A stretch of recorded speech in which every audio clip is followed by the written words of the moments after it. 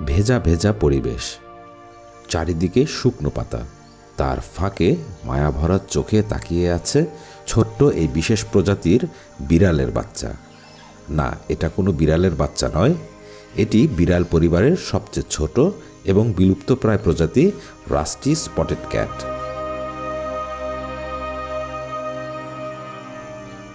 সবচেয়ে ছোট যদি বলা হয় তাহলে হয়তো সেটা পুরোপুরি সঠিক বলা হবে না, কারণ পৃথিবীতে আরও এক প্রকার বন্য বিড়াল রয়েছে যেটিও এই ক্ষুদ্রতম বিড়ালের উপাধি পাওয়ার যোগ্যতা রাখে।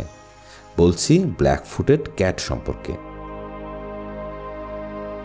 আসলে রাস্টি স্পটেড ক্যাট হল এশিয়ার সবচেয়ে ছোট বন্য প্রজাতির বিড়াল। তবে ব্ল্যাক ফুটেড ক্যাট এবং এই রাস্টি স্পটেড ক্যাট আকারে প্রায় কাছাকাছি। একটি পূর্ণবয়স্ক পুরুষ রাস্টি স্পটেড ক্যাট লম্বায় প্রায় 1.5 ফুট হয়ে থাকে, আর ওজন হয় মাত্র 1 থেকে 1.5 কেজির মধ্যে, যেখানে আমাদের গৃহপালিত বিড়ালগুলোর কমপক্ষে 5 কেজির উপরে ওজন হয়ে থাকে।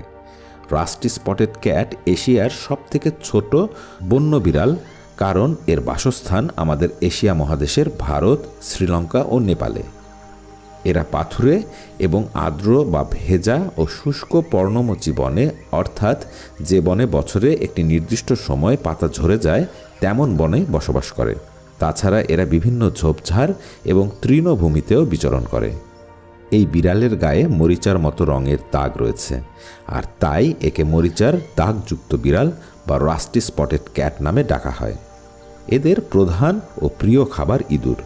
তবে বিড়াল হলেই যে ইঁদুর প্রিয় খাবার হবে তেমনটি কিন্তু সব ক্ষেত্রে সঠিক নয়, কারণ পৃথিবীতে এমন একটি বিড়াল রয়েছে যার প্রিয় খাবার মাছ।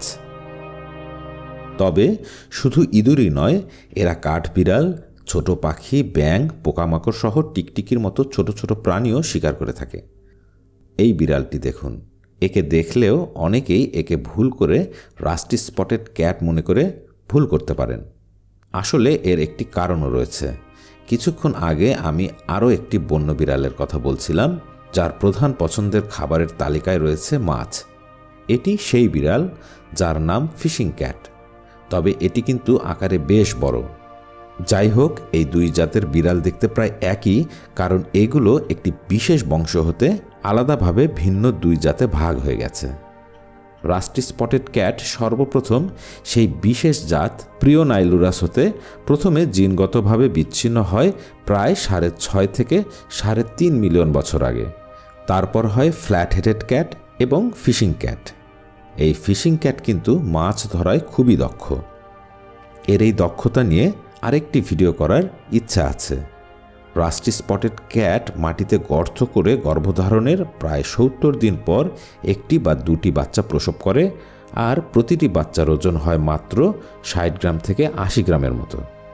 যাই হোক, আমাদের আজকের এই রাস্টি স্পটেড ক্যাট কিন্তু বর্তমানে বন্য পরিবেশ হতে প্রায় উজাড় হতে বসেছে, আর যার পেছনে ভূমিকা রয়েছে আমাদের মতো আত্মনিষ্ঠ ও স্বার্থপর মানুষের। নিজেদের প্রয়োজনে আমরা এদের প্রাকৃতিক বাসস্থান পর্ণমোচী বন উজাড় করে ফেলছি কাঠ ও কৃষিক্ষেত্র বাড়ানোর জন্য, আর তাই এরাও তাদের নিরাপদ বাসস্থান হারিয়ে মানুষের কাছাকাছি চলে আসছে। পরিবেশের ভারসাম্য রক্ষায় এই প্রাণীটির ভূমিকা সম্পর্কে অজ্ঞতা, লোভ আর গৃহপালিত পশুপাখির নিরাপত্তার কথা ভেবে আমরা মানুষ এদের ধ্বংস করতে দ্বিধা করছি না। কেউ কেউ এদের খাওয়ার উদ্দেশ্যে, চামড়ার লোভে এবং শত্রু হিসাবে নির্মূল করে ফেলছে। পরিবেশের ভারসাম্যের কথাটি বলার কারণ হলো, সৃষ্টিকর্তা কোনো কিছুই অকারণে সৃষ্টি করেননি। প্রকৃতিতে কোনো কিছুকে অধিক মাত্রায় বৃদ্ধির সুযোগ দিয়ে তাকে ধ্বংসাত্মক করার হাত হতে বাঁচানোর জন্যই প্রাকৃতিক নির্বাচনের প্রয়োজন রয়েছে। যদি আমরা সেই শৃঙ্খল ভাঙবার চেষ্টা করি, তবে তা আমাদের জন্য ও প্রকৃতির জন্য মরণঘাতী হয়ে উঠবে। তেমনি একটি ছোট জীব মশার কথাই ধরা যেতে পারে। মশা কেন সহনীয় মাত্রায় আমাদের প্রকৃতির জন্য প্রয়োজন এবং আজ এটি কেন আমাদের সহ প্রকৃতির জন্য একটি হুমকি হয়ে উঠছে তা জানতে নিচের ভিডিওটি দেখতে পারেন। আর এ ধরনের নানা প্রকার অজানা তথ্য, রহস্য, উপকারী তথ্য, ভেষজ উদ্ভিদ ও ব্যবহার, প্রকৃতি এবং আমাদের নানা অভিজ্ঞতা নিয়ে সাজানো পিপিসি ফাইন্ডিং স্টুডিও। একসাথে এই সকল বিষয় উপভোগ করতে আমাদের সাথেই থাকুন।